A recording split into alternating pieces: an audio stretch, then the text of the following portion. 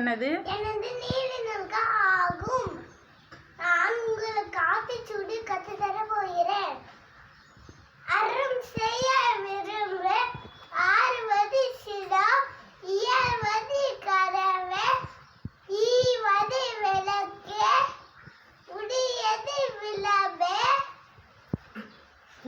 ஊக்கமதி கைவிடு, எண்ணத்து இகழ, ஏவது இகழ்ச்சி,